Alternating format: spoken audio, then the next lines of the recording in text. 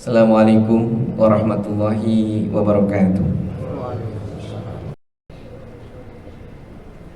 Alhamdulillahilladzi hadana lihada wa ma kunna linahtadiya laula an hadanallah. Asyhadu an la ilaha illallah wahdahu la syarikalah wa asyhadu anna Muhammadan abduhu wa rasuluhu alladzi la nabiyya ba'dah.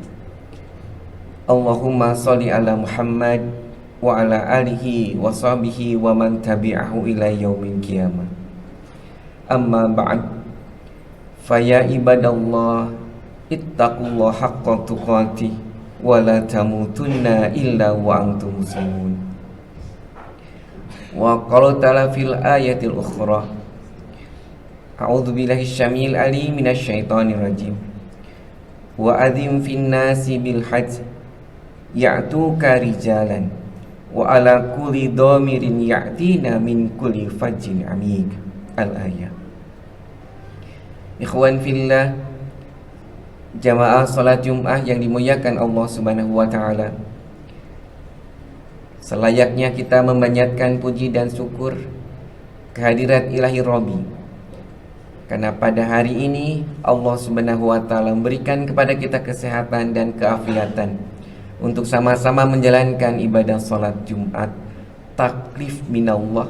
Mudah-mudahan salat Jumat kita bisa menjadi kifarah dari setiap dosa dan kehilapan kita, dan salat Jumat kita diterima menjadi amalan makbulan. Amin ya Allah ya rabbal alamin. Betapa tidak, ikhwan fillah, karena ada saudara-saudara kita yang dulu bersama kita, hari ini karena sakit ia tidak bersama kita, atau karena dipanggil oleh Allah ia tidak lagi bersama kita.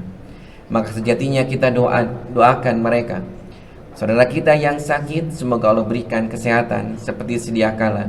Dan saudara kita yang telah mendahului kita, semoga Allah golongkan di kalangan al-mustarihun, diterima semua amal ibadahnya, diampuni segala dosanya, dan ditetapkan surganya. Ikhwan fillah, jamaah yang dimuliakan Allah, hari ini di bulan Dzulqa'dah, bertepatan pertengahan bulan Dzulqa'dah, banyak di antara saudara-saudara kita yang menjalankan ibadah ke tanah suci.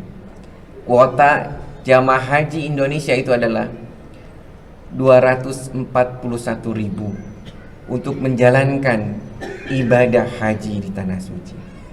Ikhwan fillah yang dimuliakan Allah, maka sejatinya kita pun juga harus mendoakan saudara-saudara kita yang menjalankan ibadah haji, karena ibadah haji adalah ibadah yang fungsinya adalah penyempurna rukun Islam kita. Bahkan Rasulullah SAW menjelaskan dalam hadis yang diriwayatkan oleh Imam Abu Dawud, la tasuddur rihala illa ala salasati masajidah. Kalian jangan memaksakan mengadakan perjalanan kecuali kepada 3 masjid. Masjidil Hada, yaitu Masjid Nabawi, kemudian Masjidil Haram, dan yang ketiga adalah Masjidil Aqsa. 3 masjid itulah yang harus kita upayakan untuk bisa mengunjunginya, sebagaimana sabda Rasul. Bahkan dalam Al-Quran surat Al-Hajj ayat 27 yang khatib tadi sampaikan, Allah Subhanahu wa ta'ala menjelaskan, wa adim fin nasi bil hajj, maka suruhlah manusia untuk menjalankan ibadah haji. Ya'tuka rijalan wa ala kulli dhamirin ya'tina min kulli fajjin amin. Maka mereka akan berbondong-bondong, berjalan kaki, bahkan berkendaraan dengan unta yang kurus sekalipun, untuk menuju Baitullah, menjalankan ibadah haji sebagai penyempurna rukun Islam kita. Ikhwan fillah, jamaah yang dimuliakan Allah, khatib pernah kedatangan satu jamaah, mungkin beberapa jamaah. Jamaah itu dia bertanya kepada khatib, "Khatib, Ustadz, ketika saya buka porsi haji di akhir tahun 2013. Karena yang berangkat ibadah haji 2024 itu adalah mereka yang pembayaran terakhir adalah Desember 2013. Jadi nunggu kurang lebih sekitar 11 tahun. Ketika kami buka porsi haji, Ustaz, kami lupa saja, buka saja. Jadi kapan berangkat tinggal menunggu panggilan Allah. Namun ketika tahun kemarin diinformasikan kami masuk porsi haji, maka semakin dekat keberangkatan, hati kami senantiasa terus galau, berdebar-debar. Ikhwan fillah, jadi semakin dekat keberangkatan ibadah haji, justru semakin berdebar, semakin galau. Bahkan ada jamaah yang tidak cukup sekali membongkar kopernya. Oleh istrinya sudah dirapikan, kemudian mama ada yang kurang, bongkar lagi. Sampai lebih dari 5 kali sebelum koper itu dikumpulkan, dibongkarnya. Bertanya jamaah itu, kenapa ya Ustadz? Tapi kalau saya pergi ke tempat yang lain, jarang pernah saya merasa galau, biasa-biasa saja. Bahkan koper pun juga jarang dibongkar-bongkar, sudah aja cukup sekali. Tapi kenapa kalau ibadah ke tanah suci itu tidak cukup sekali? Sudah rapi, sudah dipak, kemudian dibongkar lagi. Ada yang kurang, dipak lagi. Lama seminggu 3 hari ada yang kurang, bongkar lagi. Ikhwan fillah yang dimuliakan Allah, bagi jamaah yang pernah menjalankan ibadah ke tanah suci, keumuman demikian. Dan ini tidak hanya 1 dan 2. Timbul pertanyaan, kenapa ya Ustadz, kalau ibadah ke tanah suci itu senantiasa ada perasaan was-was? Mungkin jamaah yang pernah menjalankan merasakan juga. Dan itu tidak hanya 1-2 orang. Ikhwan fillah yang dimuliakan Allah. Maka khotib kemudian menjawab, ibu bapak, ikhlaskan. Kalau bapak ibu belum ikhlas hatinya, maka yang ada sifat was-was. Khawatir kalau tidak jadi berangkat, khawatir kalau seandainya sakit, khawatir kalau seandainya ada kecelakaan sehingga tidak jadi berangkat, khawatir tidak diterima ibadah hajinya. Banyak sekali kekhawatirannya. Jamaah yang dimuliakan Allah, khotib mengingatkan, ibu bapak ikhlaskan. Ketika bapak ibu mau menjalankan ibadah ke tanah suci, maka 1 resepnya, ikhlaskan. Tawakal kepada Allah lebih dioptimalkan. Karena kalau seandainya kita bersandar kepada selain Allah, maka disitulah penyebab rasa was-was itu. Ikhwan fillah yang dimuliakan Allah, ada seorang jamaah, kalau di tanah air dia sakit, ketika sakit flu obatnya X, obat yang sama. Ketika pusing obatnya X, obat yang sama. Bahkan ketika buang air terus menerus, obatnya X, obat yang sama. Sehingga dia ketika ke tanah suci, yang dia siapkan itu adalah obat X itu sampai berbanyak sekali. Ketika di tanah suci, qadarullah jamaah ini sakit. Obat X yang sudah disiapkan di tanah air hilang. Sampai dia kebingungan, mau obat apa lagi, padahal obat X inilah yang cocok dia makan. Ada jamaah yang lain yang bawa obat X itu, haji saya beli obat itu berapa aja, saya biasanya pakai obat itu sehatnya, nggak usah dibeli atau Pak Haji, pakai aja. Dimakan obat itu, beberapa kali dimakan, sakitnya, demamnya tidak hilang. Kemudian dia berpikir, kenapa sakit saya tidak sembuh-sembuh, padahal ketika di tanah air obat X ini begitu manjur. Ikhwan fillah yang dimuliakan Allah. Kemudian ada seorang yang mengingatkan, Haji, Pak Haji, istighfar dulu. Jangan-jangan Pak Haji itu menyandarkan sembuh itu kepada obat X ini, sehingga Allah tidak berikan kesembuhan. Barulah ikhwan fillah yang dimuliakan Allah, Pak Haji ini istighfar. Iya barangkali. Kemudian dia istighfar, mohon maaf kepada Allah, terus dia zikir istighfar, sambil terus dia berobat, menjaga kesehatan. Lama kelamaan demamnya hilang. Ikhwan fillah yang dimuliakan Allah, ada orang yang ketika di tanah air, jangan was-was, tenang saja, istri bapak sama saya, pokoknya mah saya akan menjaga jamaah semuanya. Ketika di tanah air, orang ini justru sakit, sehingga orang jamaahnya yang ngurusnya. Ikhwan fillah yang dimuliakan Allah, maka ketika ibadah ke tanah suci itu tidak boleh ada kesombongan sedikit pun.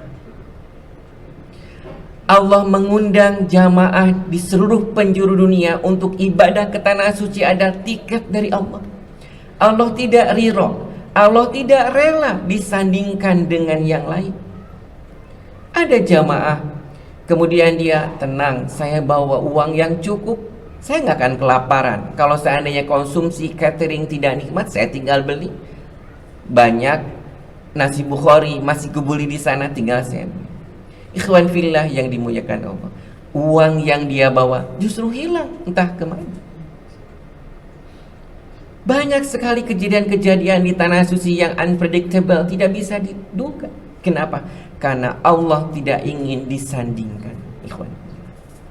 Dan perlu diketahui, biasanya ujian itu datang manakala kita menyandingkan dengan makhluk yang lain selain Allah. Maka wajar ikhwan fillah, perintah saum itu diawali dengan lillah, diakhiri dengan lillah. Walillahi ala nasi hijjul bait man istata'a ilaihi sabila. Dan kepada Allah lah kalian menjalankan ibadah haji, barang siapa yang mampu menjalankannya. Bahkan dalam ayat yang lain, wa atimul hajja wal umrata lillah. Sempurnakanlah haji dan umroh itu karena Allah, tidak dengan yang lain. Maka pondasi ibadah ke tanah suci itu adalah untuk menyempurnakan keimanan kita, menyempurnakan rukun Islam kita. Hakikatnya adalah sifat tauhidullah.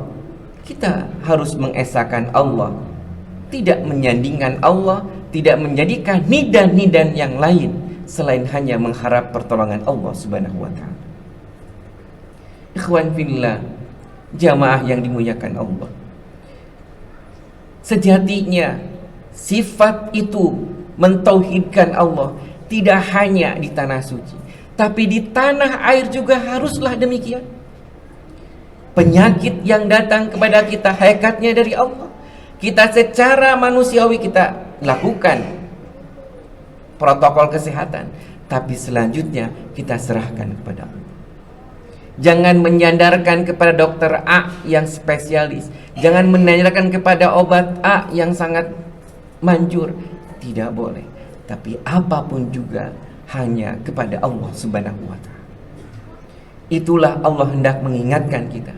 Maka kenapa rukun Islam penyempurna itu, haji itu diurutkan nomor 5? Karena hakikatnya adalah satu upaya taubat kepada Allah, taubatan nasuha. Karena ada orang yang telah ikrar syahadat, kemudian dia sholat, bisa jadi dia tidak mengeluarkan zakat. Ada orang yang saum, bisa jadi dia tidak sholat. Sehingga ketika seseorang berikrar syahadat, kemudian dia sholat, kemudian dia zakat, kemudian dia saum, maka yang terakhir adalah penyempurna keislaman kita adalah menjalankan ibadah di tanah suci. Sempurnalah keimanan kita. Sehingga Rasulullah SAW bersabda, al-umratu ilal umrati mukaffiratun wal hajrul mabruru laisa lahu jazaa'un ilal jannah. Umroh yang satu dan umroh yang lain adalah sebagai kifarat dari dosa, dan haji yang mabrur tidak ada balasannya kecuali surga. Barakallahu li wa lakum.